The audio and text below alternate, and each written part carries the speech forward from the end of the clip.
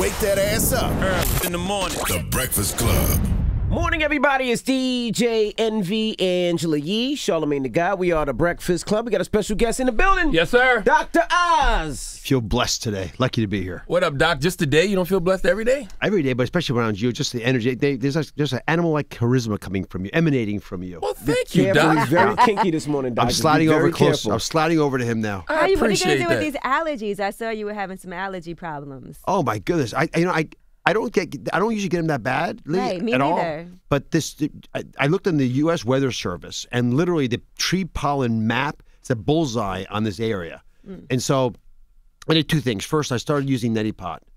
And just for everyone out there, a lot of people think they're having a spring flu. It's not a spring flu. That's what I thought. I think it's Me too. allergies. I normally don't get them. No, I don't normally get them either. It's been years since I've had any allergies, but this year I got it badly because it's coming out of your nose like water. You get a little bit of, you feel like you're sick because a lot of that's just inflammation from the pollen. In any case, so two things: neti pot, wash your sinuses out. You know that Aladdin-like lamp? You put the water in the right nostril, comes out the left nostril. Make sure it's clean water. I never tried that. It is really effective for allergies. And the other thing is washing your hair. Because Really? the pollen sticks to your hair. Charlamagne, no worries over there. Yeah, Charlie's up. I was like, wow. Wow. No, that's why my allergies are acting up. But you know, think about it. You Yeah. put hairspray, especially, and it sticks everything together, so the pollen gets stuck to the hair. You lie down at night, all that pollen is basting in your face, and you wake up in the morning with swollen eyes, your runny nose. So those are things if you can do them.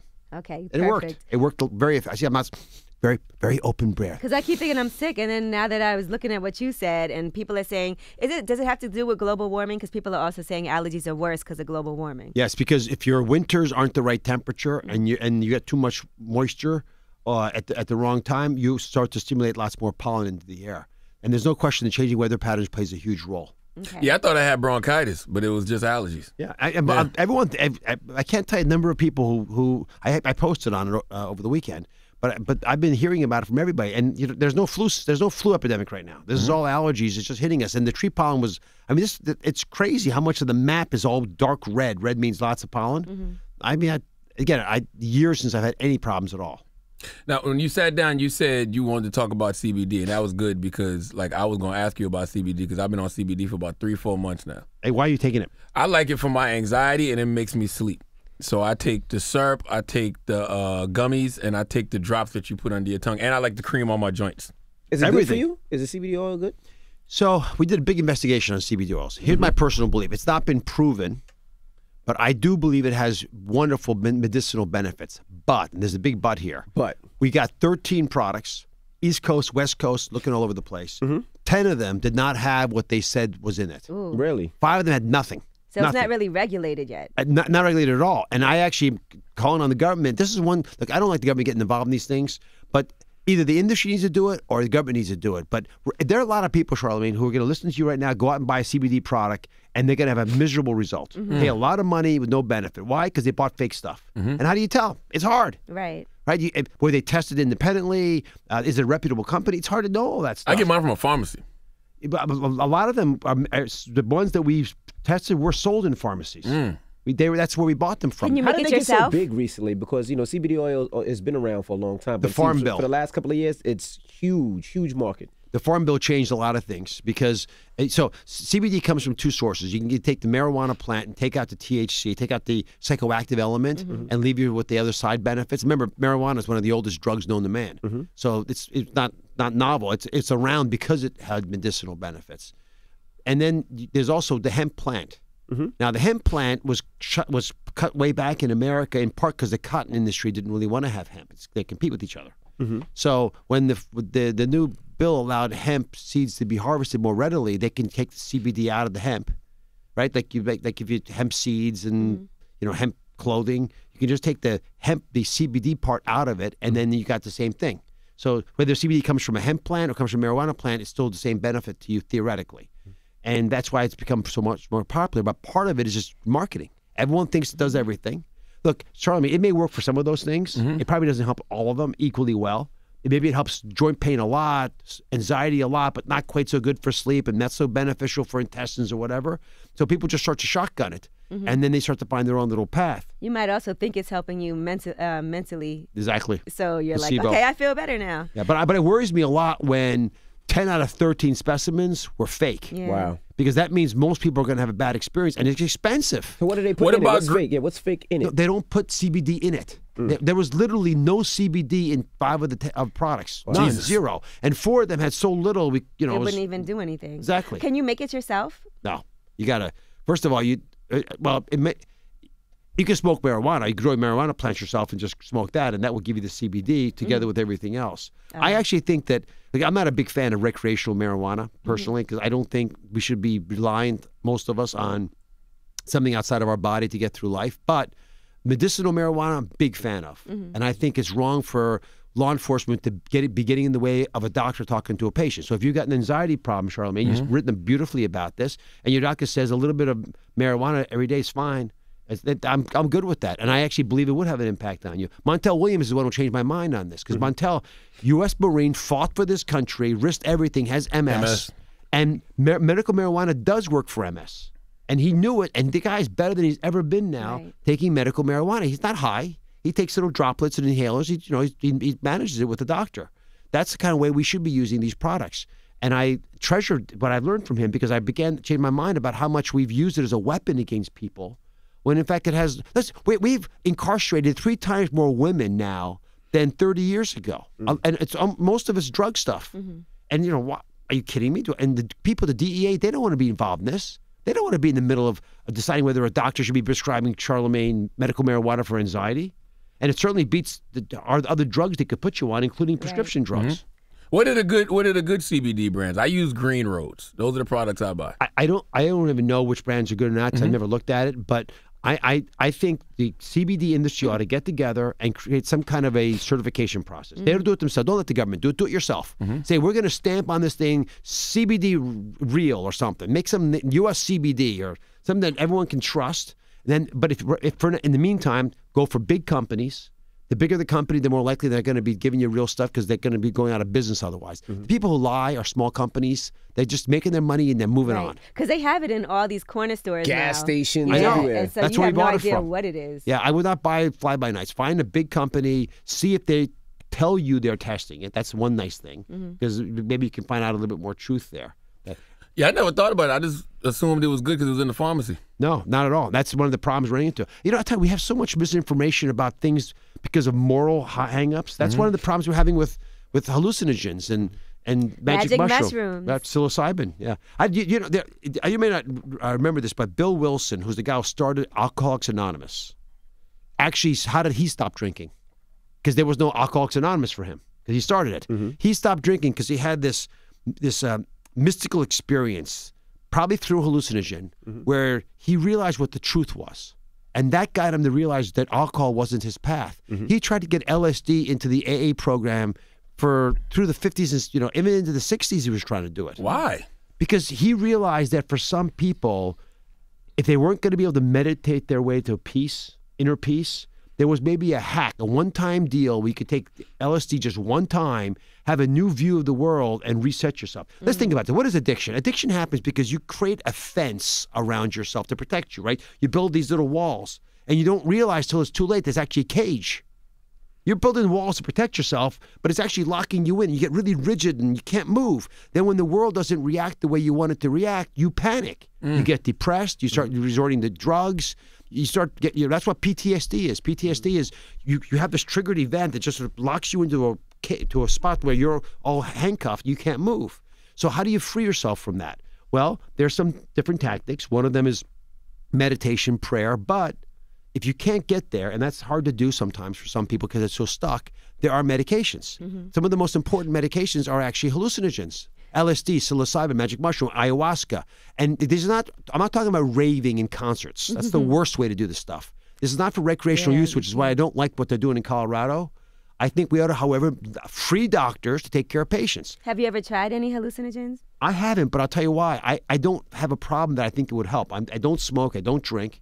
But listen, if I was a smoker, I would think about it. And the data from the most recent study, 80% of people who are smokers, they stop smoking after trying with a doctor one of these hallucinogens, and 2/3 still weren't smoking after a year. These are huge success rates. And it was one time. Same for alcoholism, same for PTSD, even depression may be the most important data because people kill themselves for depression.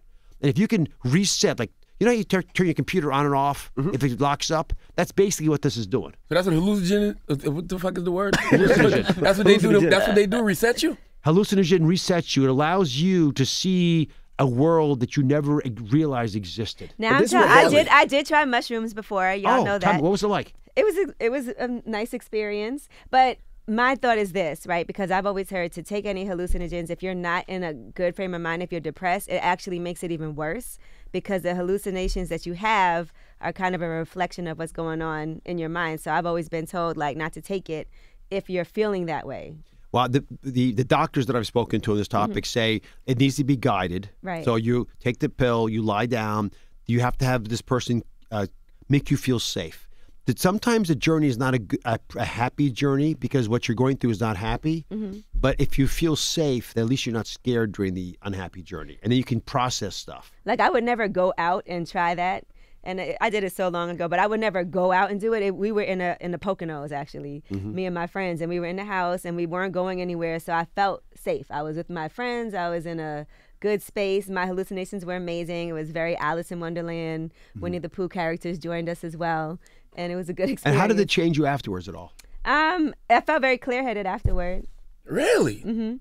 And I wished while I was on it that I would have been able to write certain things down because it does make you have a lot of different types of thoughts, but I just wasn't able to do that. Before you leave that topic, so apparently, I don't know this for a fact, but apocryphally, Steve Jobs, creator of the iPhone, Apple, would take micro doses of LSD every day and then walk around meditating to the LSD he just taken, and then he would write the ideas down. Right. And that's how you got the smartphone.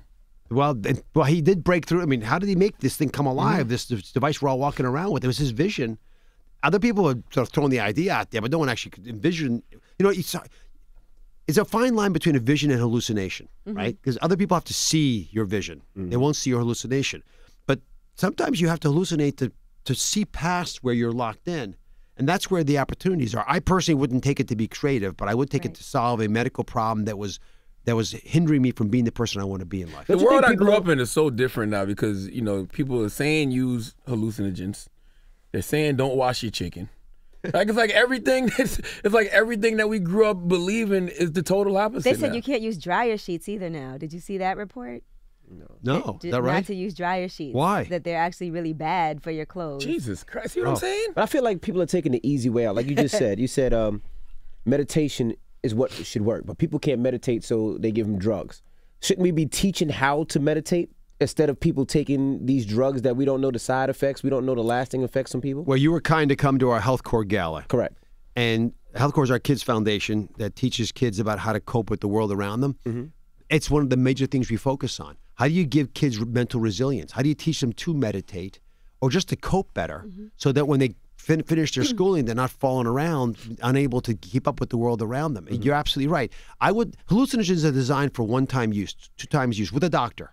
If they take you on a trip, they get you through your crisis where you're handcuffed. You can't move. Once the handcuffs are off, it's back to you again. But maybe, Envy, once you've seen Nirvana, once you've been to Alice in Wonderland, once you realize it's really out there and the world that you thought you lived in is actually that's the fiction and the real world is not what you're living in. Because that's what all the there's mystic Christianity, Kabbalistic Judaism, in Islam, there's Sufis, which is what my father's, was from that area.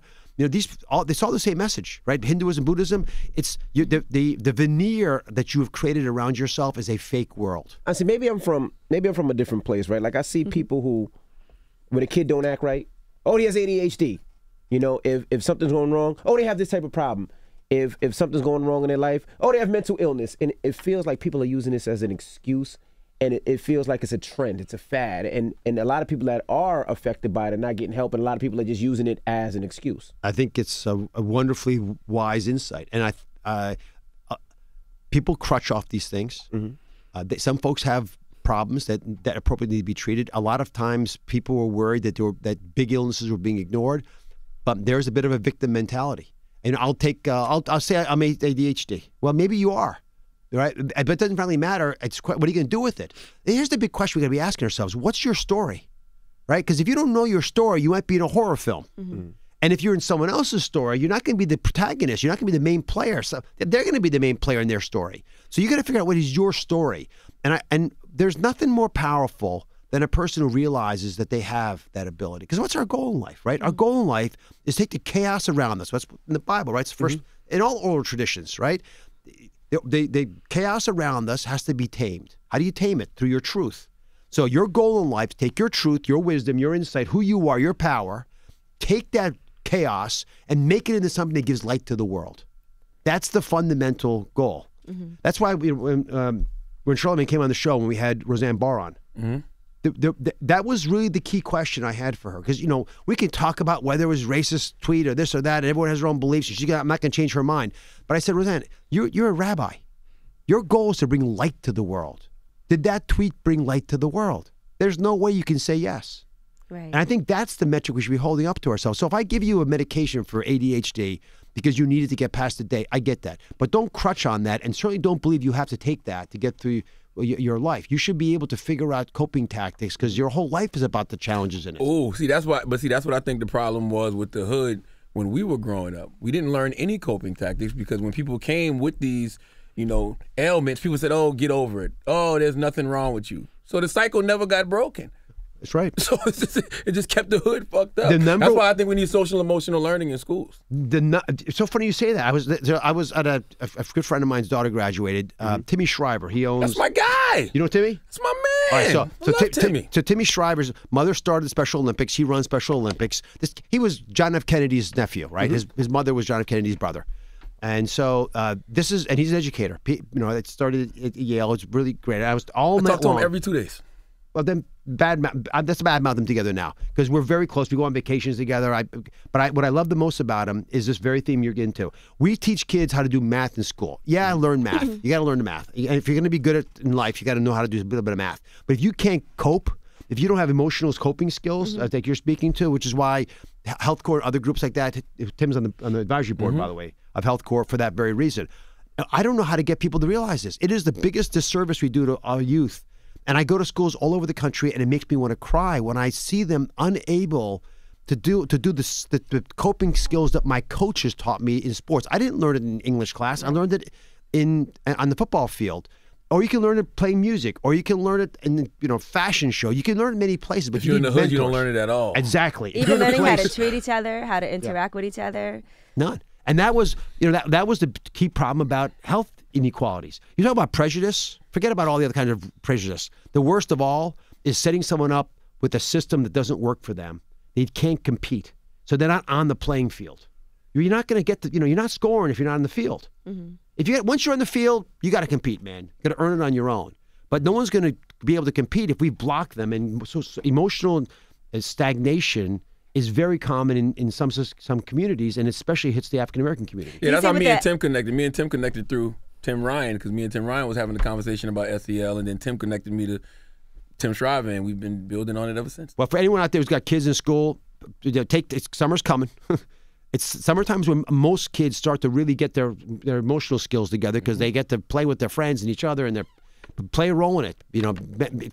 Step up. Do you think they should change some of the curriculum in schools now? Yes, we're waiting. It's like I feel like even some of they make us take so many different math classes, and a lot of times we don't use any of that stuff once we graduate. We have an 1830s agrarian system of education. It was built in a different country, basically, right? Our nation. But in 1830, kids had to go out back to the farm in the summertime. We had different tactics that they had to learn. It was very rote. All the kids were together in the same class.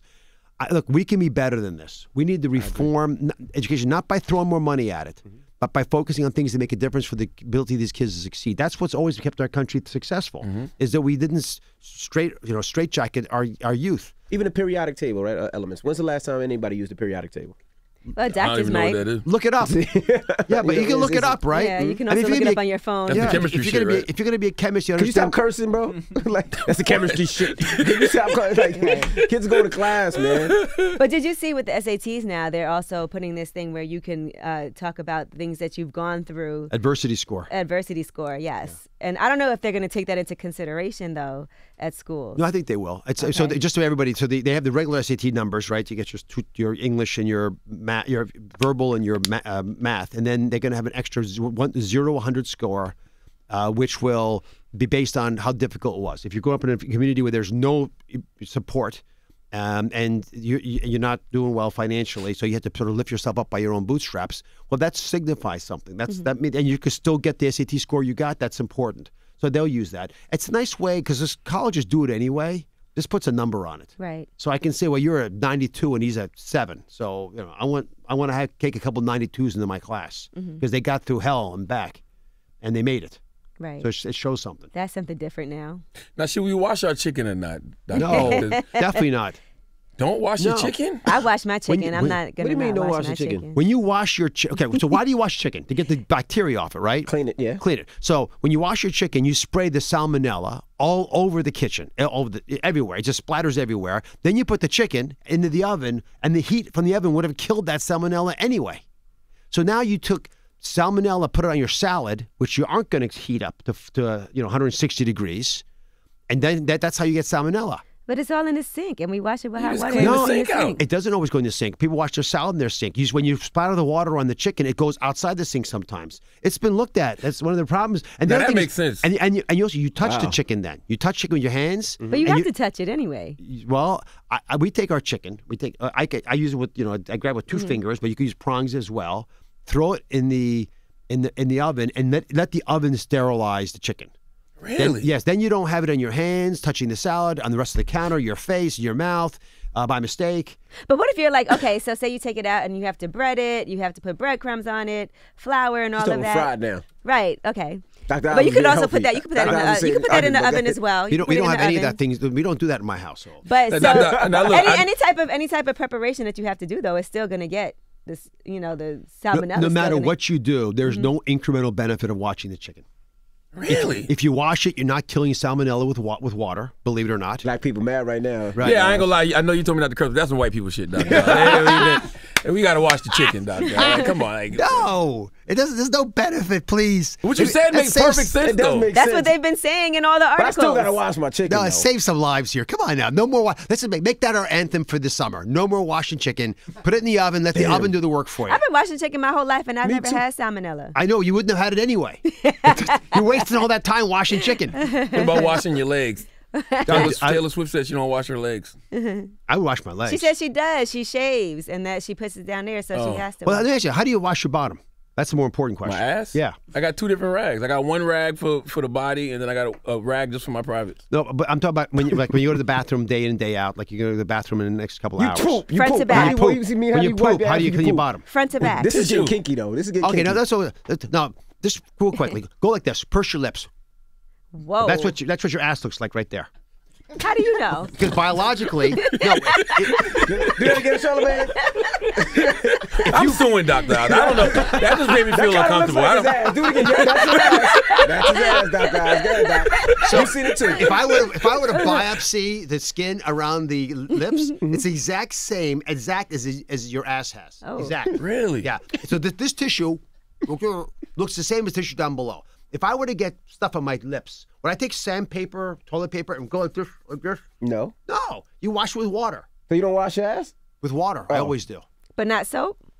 Not soap. You don't wash your mouth with your lips with salt. If I spill some of your grape juice, by the way, on my lips, I wipe it with the water. I wipe it like this. Well, what's cleaner, your mouth or your ass?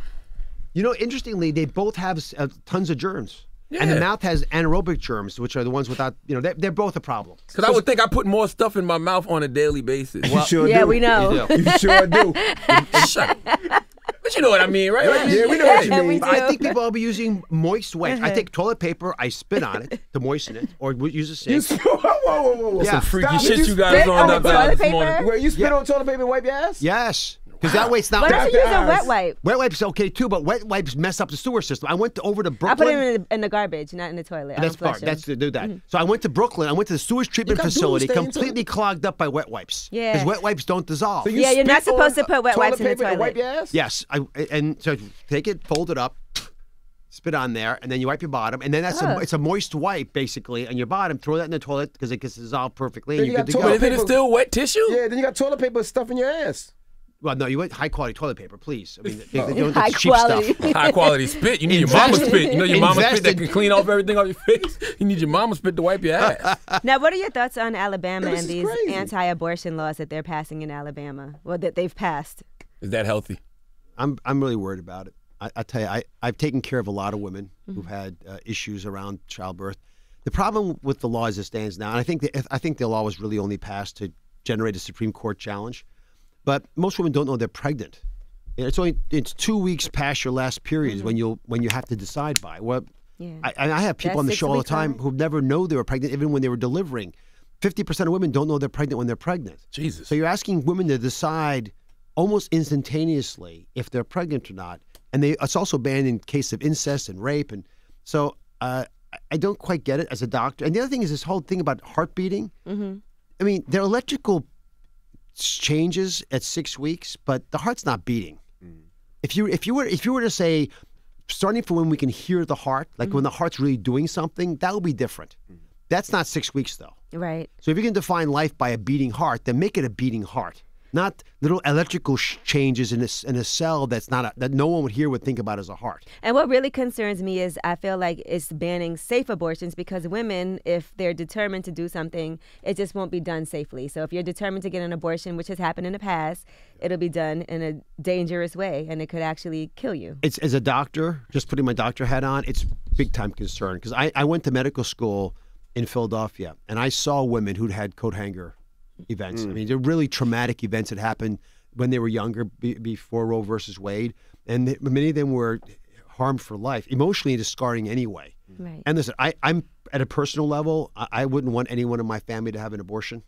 I told my kids this. I mean, I love the lives that they're creating so much that I personally wouldn't want it, but I don't want to interfere with everyone else's stuff because it's hard enough to get into life as it is. What I do know as a physician is if you're going to make it if the litmus test is the heart's beating, then really make it the heart beating. Don't make some surrogate version of it when cells are having electrical path. That's not what the average person thinks. Right. The average person is envisaging a little acorn heart beating in there. That's not what's That's going not on. what it is. At 6 weeks. And I think the rule that most Americans seem to support is if the child was viable outside the womb, then you don't want to kill that child.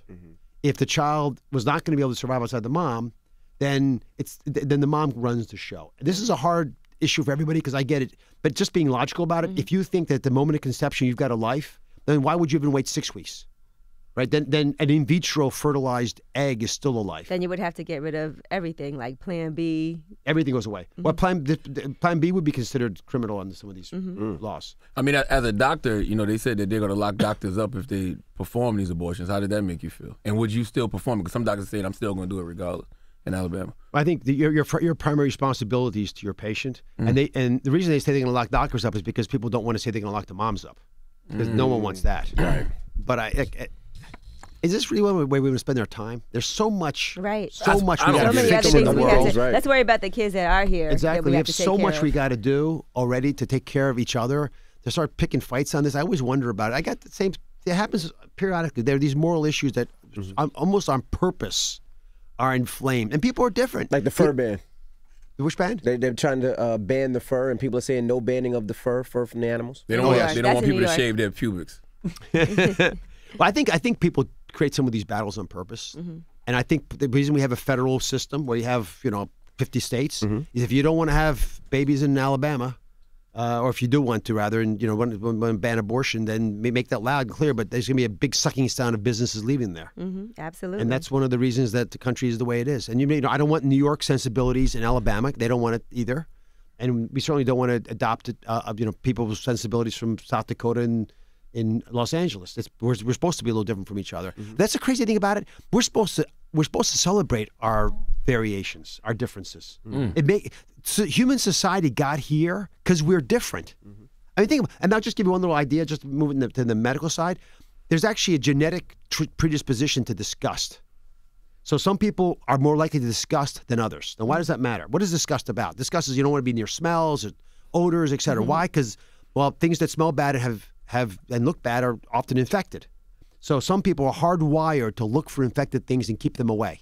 So they build walls to protect them. Now, what infects us besides infections, right? Well, ideas infect us. So they build ideas to keep walls, rather, to keep ideas out of as well, because they know it can be dangerous to society. Similarly, there's some people who genetically don't mind bad smells and bad odors or ideas. So they don't build any walls at all. Who's better? Well, you want both, right? You want some people saying, well, that might be bad. Let's be careful here. And other people saying, oh, come on now. We got to advance ourselves and grow. You want both sides there. And you want them talking to each other and knocking heads, but not killing each other. Right. Because otherwise, you're never going to have diversity in our society the way we need it. Not racial diversity, mindset diversity. That's what we need. Do you think this abortion ban could be self-preservation for the white race? Because white people are dying more than they are giving birth, and non-white women aren't having babies. And no, I think that's again another effort to stimulate people to fight instead of dealing with the real issue. If someone deep in their heart feels that the moment of conception is a human life, and they just can't deal with that life being harmed, they got to be heard. They can't get ignored. But that doesn't mean that's what the rule of the land is. An issue like that, it's a moral issue. I think that if people have thought about it and logically work through it, most Americans sort of already agree on what the right answer is. I just don't understand how do you think that's a moral issue when they vote for the death penalty? Like, they literally executed a man the day after they voted for the abortion ban in Alabama. I saw that. Like, it's weird. You know, the way that conservatives and liberals view the world are different, partly for genetic reasons. Liberals primarily view freedom and the right to do what's important to them as their primary drivers.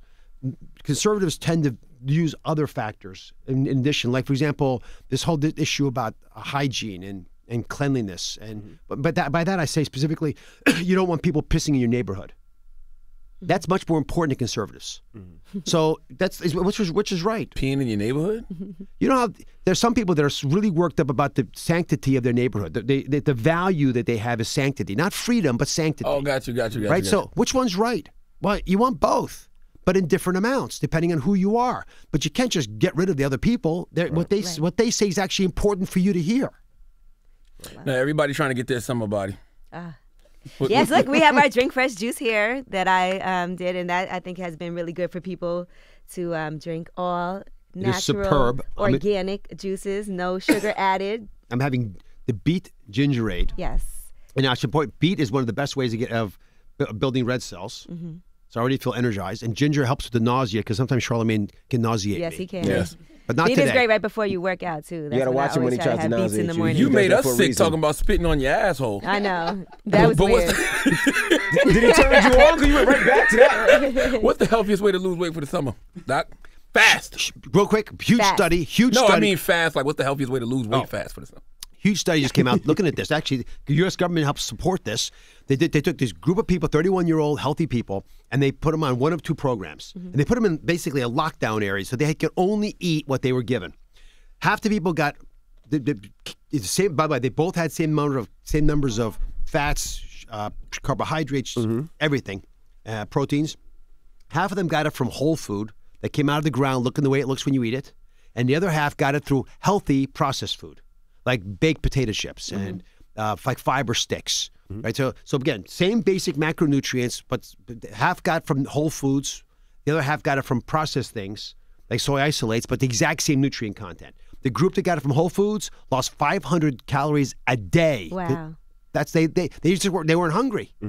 The group that got it from the processed foods, they ate 500 calories more because they were hungrier, even though they ate the same number of calories as the other guys. And what it reminds us is our body, for hundreds of thousands of years, has gotten used to eating real food.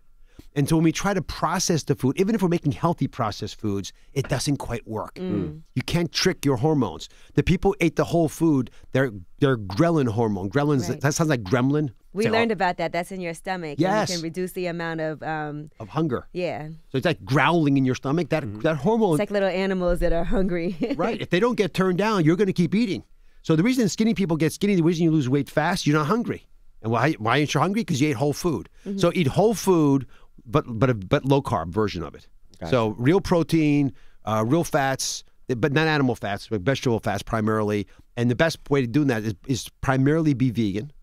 I eat what's called a pegan diet. So it's vegan with a lot of meat, right? Oh my gosh, that's Vegan not with a lot of nowhere meat. near Vegan vegan. with a lot of No, meat. not a lot, but if you think about it, I did a study on the show. We had 20 Vegan popular diet. That's diets. you. The two most popular ones were vegan and paleo. Right. So if you the problem with vegan is you get lonely because no one wants to be around you because you can't eat because you can't eat at any of the good places. And then paleo is you're only eating meat. So you can we made the pegan diet. We had millions of downloads, free by the way. Everyone can download it. It's on DrOz.com, free outline. But the pegan diet is vegan food with a little bit of the protein being swapped out for meat or other sources. What about stuff like Beyond Burgers, Impossible Burgers, all of these? I love them. Me too. They're great. Beyond Burgers are and so many places are selling them now. Yeah, well, listen, you can get vegetable-based foods. It's better for the planet. Listen, everyone worries about the gas emissions and coal plants. What's destroying our economy in many ways is the way we eat so much meat. So I don't mind a little bit of meat, high quality, but make it the side dish, make it the accoutrement. Don't make it your big slab because animal farming is going to create environmental issues that we're all going to have to cope with. So again, don't get rid of all of it, just temper it a bit. Yeah, I read those Beyond Burgers. I think I read this weekend that they're not good for you because you don't know what's in them, and they said they're going to start genetically modifying Beyond Burgers now. Well, there's something called Memphis meats that are already they make them from cells, but that's the future. We're making that from cheeses and eggs. You're going to be able to make synthetic versions of these proteins that taste like they're not just mimicking meat. They actually taste just like the meat because you don't have to grow meat with a cow eating grain. You can grow meat in a test tube. But what is it though? That's not even plant based if they're doing that. No, it's you're putting the exact same things that animals would eat into the meat, and that's why it tastes just like it. And it actually is literally the chemical structure is identical to the meat you'd get from a cow. And that's good for you? Well, until it looks so similar that it's hard to say that it's bad for you. But some of these other burgers are just plant-based alternatives to it. But I wouldn't be harsh on these, Charlamagne. We're gonna have to find alternatives to the way we're eating right now. And people love their meat. Yeah. I like eating meat, so we're gonna have to give people. Yeah, Charlamagne loves meat. Yes, he does like meat. So Pegan diet. Pegan. Pegan. You know what pegan is No. close to? What? Pegging. Well, yes, of course. Okay. You ever had a stop pegging it. diet? No. Pegging. Where did that even come from? What is going on here? gosh. Tell people where they can hear you every day, guys. Go to DrOz.com. Check it out. Oh, listen, we're on Fox 5 here in New York, but we're all over the country. It's we just finished our 10th season, by the way. Yes, Congratulations. congratulations. Hey. That's amazing. And thank you for coming up here all the time. You know, some people that listen, you are their doctor. Well, God bless you. Thanks for having me on. And don't forget, you have homework. So next time you come, I gave you some homework. So when you come back, we got to talk about these Yomi eggs. So I need you to do some research because I need to know if it's safe. I did a little bit of homework on the Yomi eggs already. I'm leaning against them. Okay. I don't think. Look, there's only these are eggs that are placed into the vajayjay area, right? Or vajayjay, or however You can say vagina. vagina. That's what am I talking You're a about? doctor, Doc. We just talked about pegging. Oprah would never let me say vagina on the air. Really? Yeah, it was vajayjay. That's what we would say. But anyway, so All yeah, right. there are very few things that should enter into a woman's vagina. That's what I say. So I would not put the eggs in there. All right. Well, we learned a lot from Dr. Oz today. Wipe your butt, spit on the toilet paper, and wipe it. And the I'm not pegging doing diet that. is healthy. Oh, my goodness. All right. It's the Breakfast Club. Good morning.